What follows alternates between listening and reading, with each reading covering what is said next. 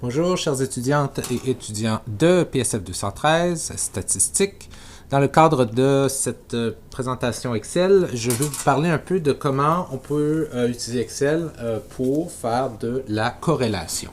Et j'ai un exemple fictif ici. Alors, tout ceci est relié à votre labo 3, dans lequel vous allez devoir calculer sur Excel et calculer à la main une corrélation, faire un test de corrélation dans le fond, là, pour voir s'il y a une corrélation significative entre le nombre de lettres dans le prénom des gens et le nombre de lettres dans leur nom de famille.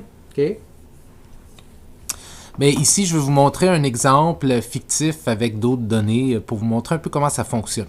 Alors, imaginons que je m'intéresse à la relation entre la durée du sommeil, calculée en termes d'heures par nuit, okay, de sommeil non interrompu, hein, et l'impulsivité. Okay. Je m'intéresse à savoir s'il y a une relation entre combien de temps les gens, combien d'heures les gens dorment par nuit et leur impulsivité. Alors, je mesure, je prends 10 personnes, donc ici, ID, là, c'est identité, j'ai mes 10 personnes, la personne 1, la personne 2, 3, 4, 5, 7, 8, 9, 10, ok?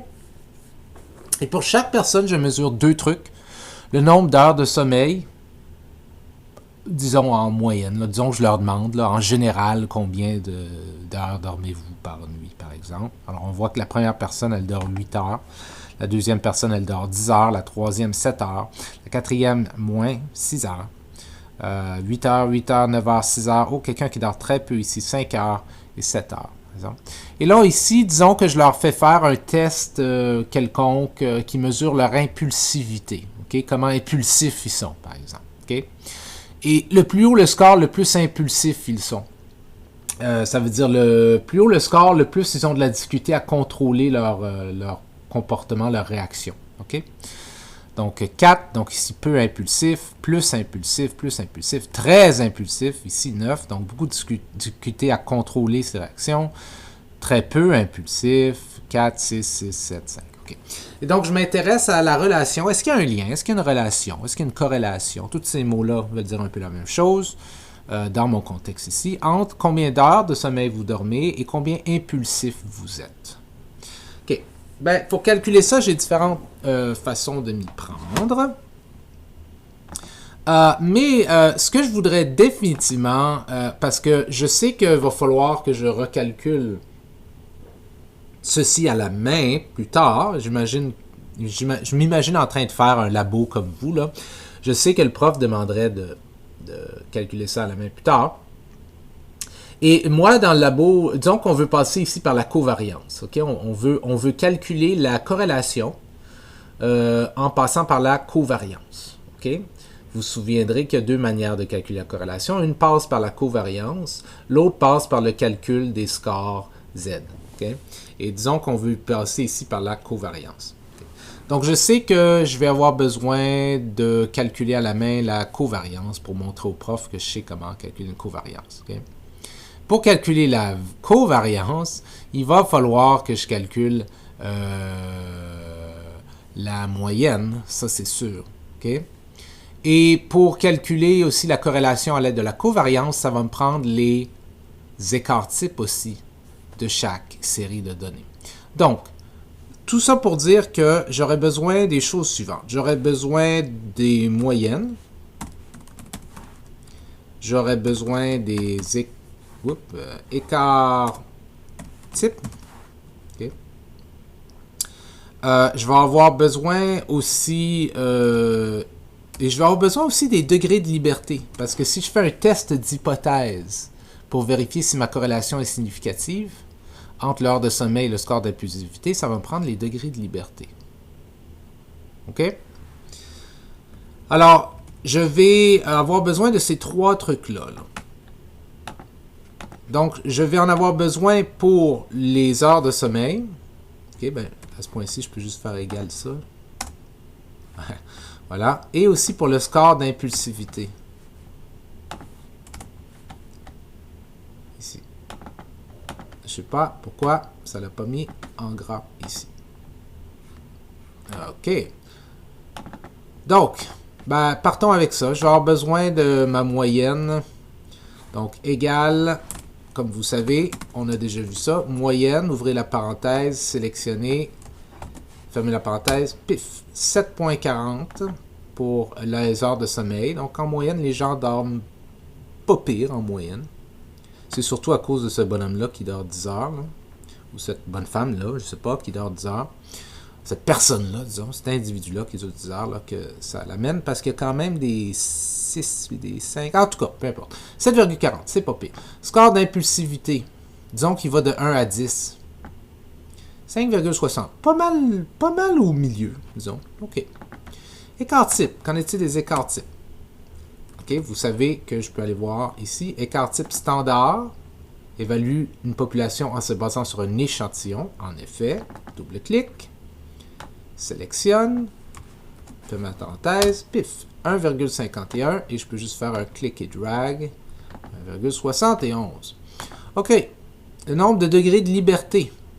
Ben, c'est relativement simple. Tout ce que je vais à faire, c'est pour la première série, pas 7, pardon.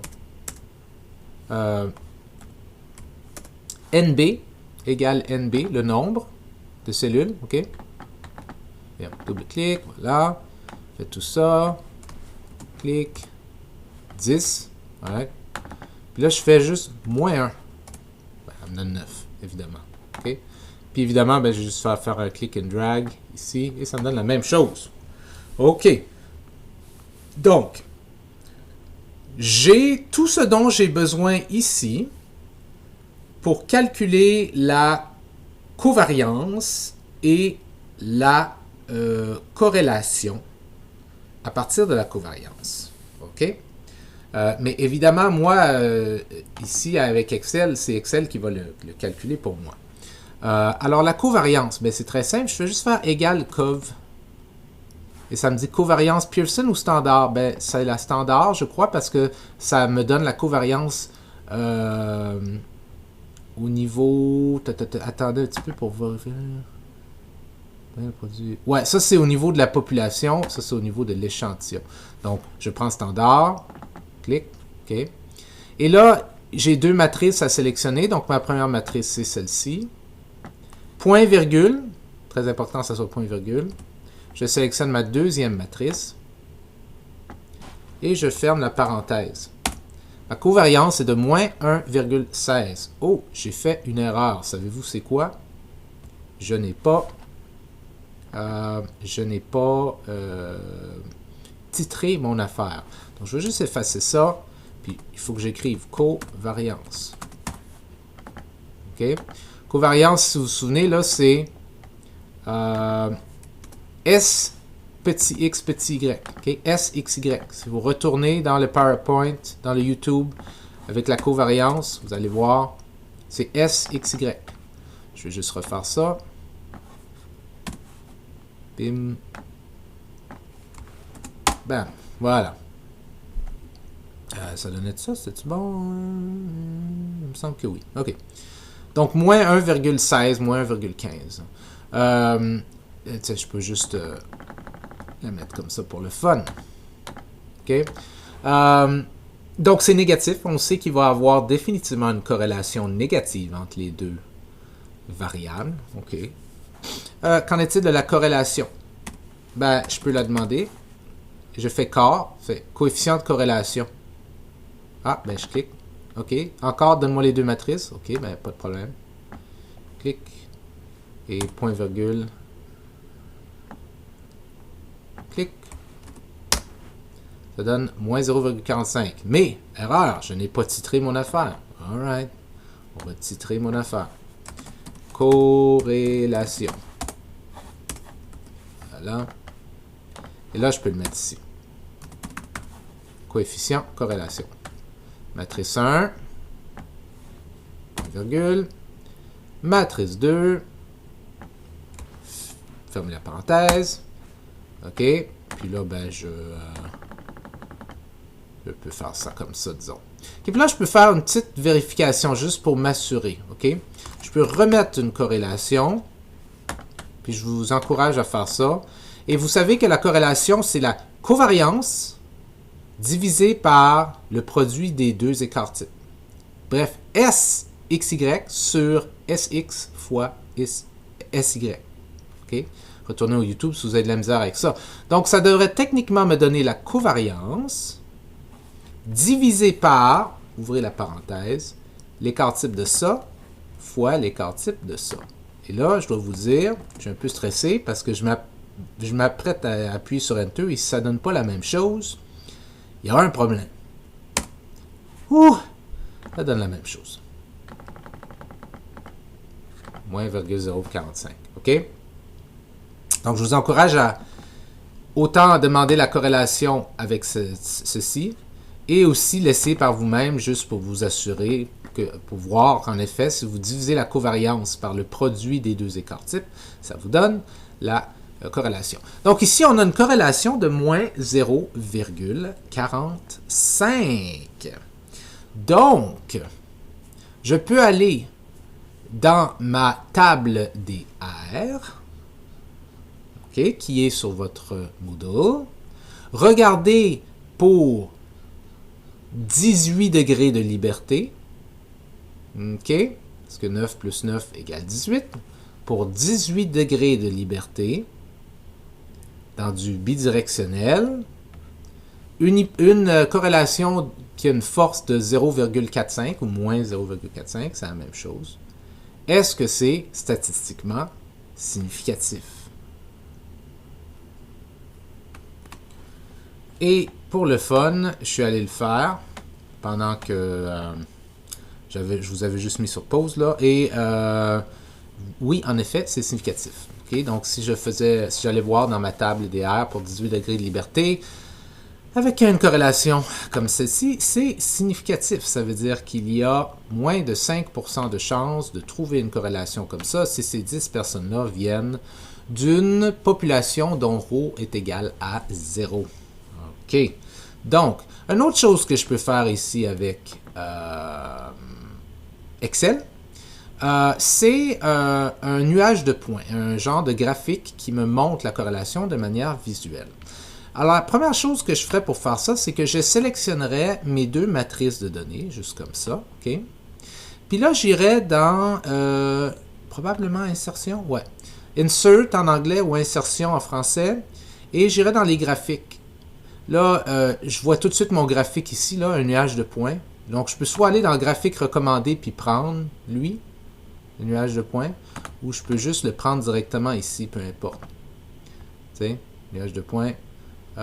Juste pour le fun, je peux jouer un peu avec. Tu sais, ouh, fancy. En tout cas, je vais juste aller avec ça ici, le nuage de points de base. OK? Et donc, ça me donne mon graphique. Ici. OK? Et donc, mon graphique, le voilà. Et une chose que vous pouvez remarquer, c'est qu'il manque, tout d'abord, il manque le titre. Alors, on va mettre un titre, et on va mettre le titre de la manière APA. OK? Et la façon dont on ferait ça en APA, c'est on mettrait figure 1, figure 1. Ensuite, on ferait Enter, un autre Enter, et on mettrait relation entre les heures de sommeil et l'impulsivité, par exemple. On essaierait de bien écrire, évidemment. Voilà. OK. Et ce qu'on ferait, c'est qu'on le mettrait complètement, pour que les normes APA complètement à gauche ici. On le centrerait vers la gauche. Ça serait en caractère grand. Et ça serait en italique. Clang. OK. Ça, c'est comme ça qu'on titre un graphique en norme APA. Maintenant, parce que vous me connaissez, je suis un peu fou sur certains trucs. Moi, j'aime quand c'est bien fait, donc j'aime quand c'est en Times New Roman. J'aime pas aucune autre écriture. Et j'aime aussi que tout soit en noir. Moi, j'aime pas les trucs en couleur comme ça, en bleu, puis tout ça. Donc, je clique sur les points. Je dis, mets mes points en noir, s'il te plaît. Merci beaucoup. Et puis, comme je vous ai dit, j'aime bien quand c'est en Times New Roman. Donc, je clique sur l'échelle, puis je mets Times à la place. Mais vous n'êtes pas obligé de suivre mon obsession avec ça en passant, ok? C'est juste parce que moi, j'aime ça comme ça. Un autre truc que j'aime pas dans les graphiques, c'est les axes. Pas les axes, mais les grilles. Je trouve que ça sert à rien. Donc, je clique sur une grille. Je clique sur la grille. J'essaye du moins. Ah, c'est parce que c'est en train de sauvegarder. Ok, attendez un petit peu. Donc, ici, par exemple, je clique sur la grille. Puis, je fais juste delete. Cling, ça m'enlève cette grille-là. Je clique sur elle. Delete. Ah, c'est mieux. Ok, un autre truc qui serait le fun à avoir, c'est de voir la pente. Ok? Donc, si je sélectionne simplement le graphique, comme c'est ici, puis je mets plus, okay, je peux lui demander de me mettre la courbe de tendance. Je pense que c'est ça. Ouais. La courbe de tendance, OK? Et vous voyez, il y en a différents modèles, là, mais moi, c'est linéaire qui m'intéresse. Il y a exponentielle, prévision linéaire, Moi, c'est juste la courbe de tendance linéaire. T'sais. On voit qu'elle est clairement... que la corrélation est clairement à la baisse. Okay? Et dans ma folie, je peux dire, oui, mais j'aimerais qu'elle soit noire, elle aussi. Donc, je clique sur la courbe de tendance, je vais sur le petit pinceau, et puis je mets couleur, et je mets noir, et puis là, mon anxiété descend. Voilà. Voilà. Donc, ça, c'est un truc. Vous pourriez remarquer, oh, problème, on n'a pas titré nos axes. Ouais, ça serait un problème dans le rapport, en effet. OK, reclique sur le graphique, dans le petit plus. Et titre des axes est présent. Ah, excellent. Bon, ben, titrons les axes alors. Voilà, donc j'ai mis titre des axes. Ça m'a mis titre de l'axe, titre de l'axe. Donc ici, votre variable X, c'est toujours la première. OK? Donc, heure de sommeil. Heure de sommeil. Pourquoi c'est ici? Heure de sommeil. Et évidemment, vous allez vous dire, oui, mais M. Gagnon, votre obsession pour le format Times New Roman. Oui, en effet, mais je vais le mettre en Times New Roman pour le fun. Okay, encore une fois, vous n'êtes pas obligé de me suivre dans ma démence. Est-ce en noir? Oui, c'est en noir. Titre de l'axe ici. Ici, c'est un peu plus weird, là. Double-cliquer. Parce que c'est comme pas en horizontal, mais en vertical. Mais on va mettre impulsivité. Impulsivité. Comme ça. Monsieur Gagnon, votre folie pour le format. Oui, j'y arrive. Times New Roman. Voilà. OK? Donc, ça serait un graphique qui démontrerait bien ma corrélation ici. OK? Donc, vous avez vos données. Calculez pour chacune votre moyenne, votre écart type, vos degrés de liberté. Calculez la covariance en utilisant la formule. Calculez la corrélation. En fait, tout ceci, c'est en utilisant les formules. Là. La covariance, je vous ai montré la formule. La corrélation, je vous ai montré la formule. Je vous ai aussi montré, juste de vérifier que votre corrélation arrivée avec la formule donne le même résultat que si vous faisiez à la main la covariance divisée par le produit des écarts types. Okay. Et les degrés de liberté que vous avez ici. Okay. Vous pouvez aller voir si votre corrélation est significative en utilisant la table des R, en vous souvenant que vos degrés de liberté sont 9 plus 9, 18, si vous avez 10 participants. Okay. Et vous pouvez faire un graphique en se souvenant de bien mettre le titre de la bonne manière, mettre la courbe de tendance, mettre les titres des axes, bon, à partir de là, les couleurs des points, puis tout ça, puis le fait que vous mettiez les grilles ou non, puis la police, que ce soit en Times New Roman ou non, ça vous appartient. Moi, j'ai mes obsessions par rapport à ça. J'aime que ça soit fait d'une certaine manière. Puis vous pourriez me dire, oui, mais monsieur, ça fait aucun sens parce que vous n'avez pas utilisé du Times New Roman là. Ah, détrompez-vous, je le fais à la fin. Ah, encore mieux, voyez-vous. Voilà. Donc, il y a ça. Donc, dans le rapport, vous allez devoir faire quelque chose de similaire par rapport à le nombre de lettres dans le prénom et le nombre de lettres dans le nom de famille. Donc, je vais vous demander de faire la même chose sur Excel. Et évidemment, ensuite, vous allez devoir calculer à la main, recalculer à la main tout ça, pour vous assurer que ça fonctionne bien. OK? Et donc, lorsque vous calculerez à la main, okay, puisque vous avez déjà démontré dans le labo 1 que vous êtes capable de calculer une moyenne à la main, puis un écart type à la main, puis tout ça, ok? La seule chose que je vais vous demander de calculer à la main pour la corrélation, okay, c'est de calculer la covariance à la main. Okay? Et ça va vouloir dire donc 8 moins 7.40 fois 4 moins 5.60 plus 10 moins 7.40 fois 6 moins 5.60 plus 7 moins 7.40 fois 6 moins 5.60 et ainsi de suite pour calculer la covariance. Puis ensuite, vous allez utiliser votre covariance calculée à la main pour voir si ça donne vraiment à peu près moins 1.16. Et vous allez la diviser par les deux écarts types ici, que vous prenez juste ici, pour voir si ça vous donne en effet moins 0,45. Okay? Je ne vous demande pas de calculer les écarts types à la main parce que vous avez déjà prouvé dans le cadre du rapport 1 que vous êtes capable de calculer l'écart type à la main. Donc, vous pouvez juste prendre les écarts types qui sont ici. Okay? Donc, vous n'avez pas besoin de calculer les moyennes à la main, ni les écarts types à la main, parce que vous avez déjà démontré dans un rapport précédent que vous êtes capable de faire ça. Tout ce que je vous demande de calculer à la main, c'est la covariance. Okay? En utilisant une longue formule où c'est chacun des points moins sa moyenne, le produit de chaque point moins sa moyenne. Donc 8 moins ça, fois 4 moins ça, plus 10 moins ça, fois 6 moins ça, et ainsi de suite. Retournez dans le PowerPoint, dans le YouTube sur la covariance pour voir ça. Donc, calculez la covariance à la main et à partir de la covariance à la main, faites votre total de covariance divisé par le produit des deux écarts types que vous prenez juste ici de votre Excel et voyez si ça vous donne la même chose que la corrélation que vous avez obtenue ici, soit en demandant directement le coefficient avec la formule ou en faisant une méthode juste un petit peu plus longue ici où vous avez pris la covariance divisée par le produit des deux écarts types. Okay? Donc ça, c'est ce que je vous demande à la main. OK, donc je vous laisse là-dessus pour cette présentation-ci. Bye bye!